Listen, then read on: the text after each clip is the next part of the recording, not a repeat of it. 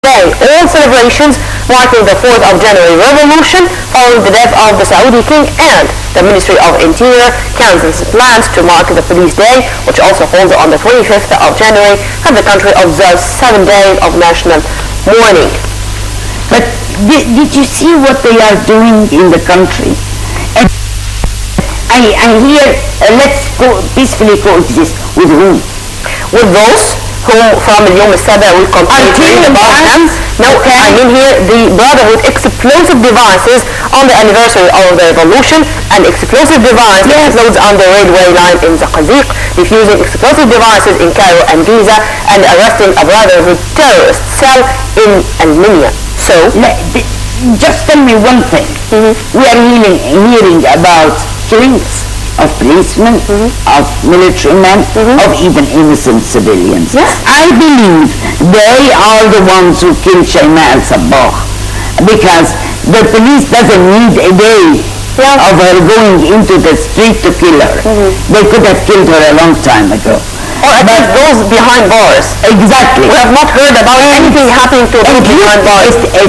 At how mean and how are they against us as people that they are putting explosives underneath power towers, bridges, mosques, and what in the name of Christ are they doing in Egypt? Don't you agree with me that those people want to spread chaos and want to try to terrify the people to say that the regime or the government is not controlling the situation?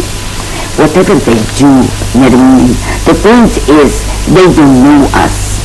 We are very... Yes! They are stupid! Stupid enough not to grasp the situation. Egyptians are challengers. Okay? We've lived, we've lived very disastrous situations all our lives, for as long as we know. And not just me, okay, or my generation and your generation. No, we are the oldest country of the world, okay, the oldest nation. 7,000 years, as President Sisi was pointing out in the Economic Forum. But not just this, we have been always the deterrent against any foreign invasion to the region. And it is passed from one generation to another. And the more they do, the brotherhoods, this fighting, as you said, abused or actually movement of the Egyptians is always against them. We cannot incorporate in our country or in our political life people who are really terrorizing our people, getting down all the services just to come to power. Whom are they going to rule, and with what? We are not a divided nation on the whole. Christians and Muslims are one. Okay? And they have been always like that. And they cannot play on this. They tried. They did their best. But that failed completely. Definitely. And they will continue failing. That's what they do not understand. You said it, ma'am. They are stupid enough. Exactly. Back to Al-Akhbar front page, where we continue to read. Now it's something else. Another issue which occupied many main positions in Egyptian and international headlines. To be accurate, the Mosque of the Golden Pharaoh is okay. Of Antiquities requests that the mummy of King Tut to return to the stone sarcophagus, still with the same issue of the Golden Mosque of King Tut, and this time from Al-Masri al-Yawm we read a different account. Negligence reached the bird of the pharaoh. The paper publishes photos from inside the hall of King Tutankhamun to investigate the attempts to disfigure his bird, a crime in the Egyptian museum. The minister says the photos of the disfigured renovation are all Photoshop. So these are conflicting reports or conflicting news. How to authenticate or to know the real fact, man? You know who to believe. I want to tell you one thing. I read this piece of news, was it Friday, I believe? And then Osama Kamal on Al-Qaeda 360. Yeah, in one of the private satellite. Yes. He called the Mati, the Minister of Exactly. And he said you can come and use your cameras and see that nothing happened. We are at the time of rumors. And mind you, Tutankhamun is the only antiquity that the Egyptians have found intact. Yeah. And it has been like our ambassador to many nations, just saying how great the Egyptian civilization is. In addition to the head of Nefertiti. Exactly. Yeah. And where is it? Which is where? Exactly. Yeah. In the Berlin Museum. That's the only one we have intact.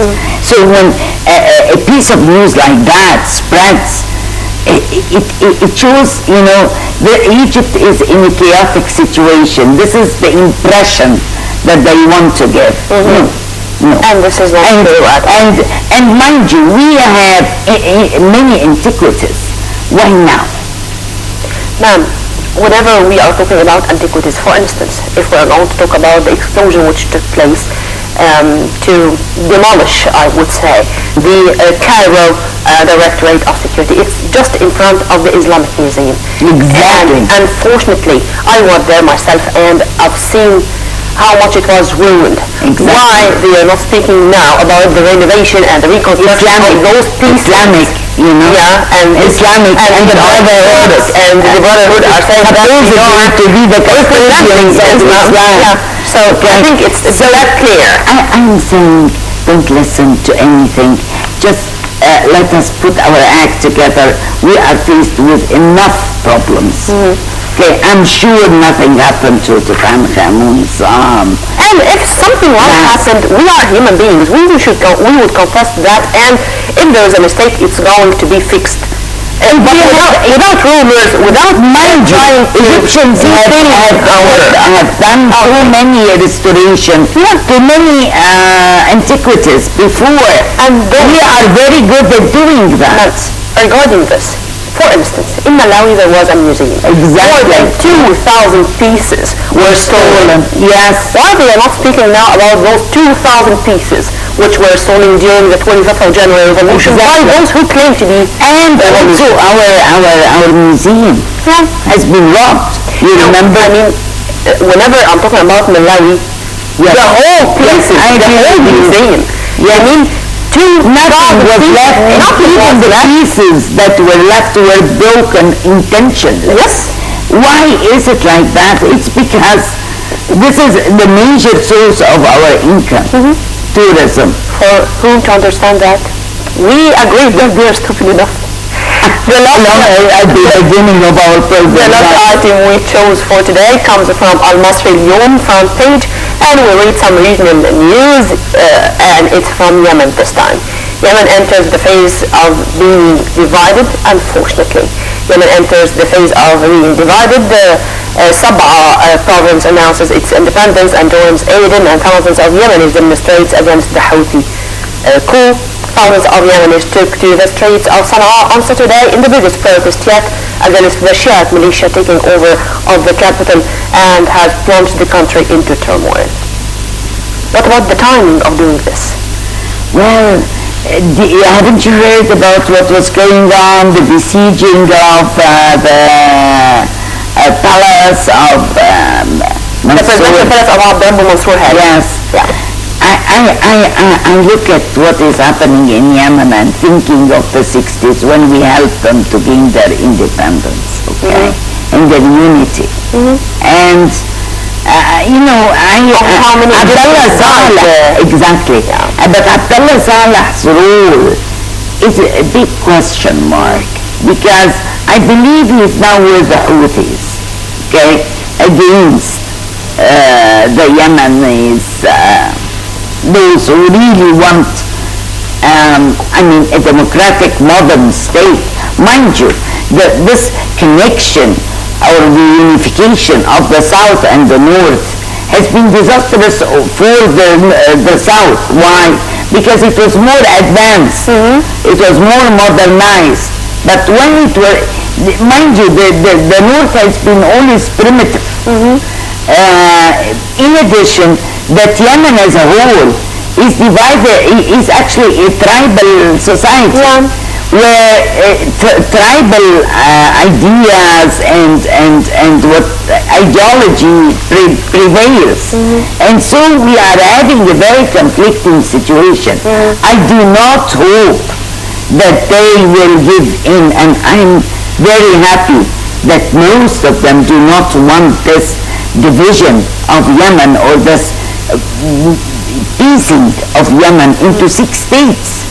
What is going on?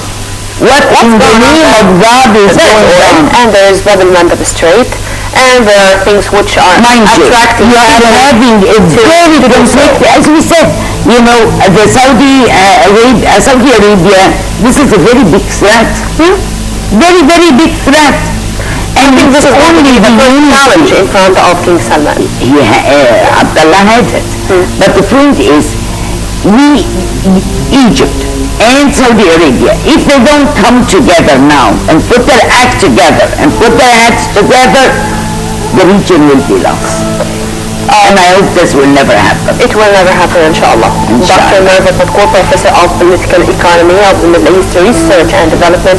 Ma'am, thank you very much for being with us. It's always a pleasure to have you. It's always a pleasure to be with you. Thank you. By this, we come to the end of our Press Digest. Stay tuned on the Nile TV International. We are going to continue with this special edition of the Breakfast Show right after the short break.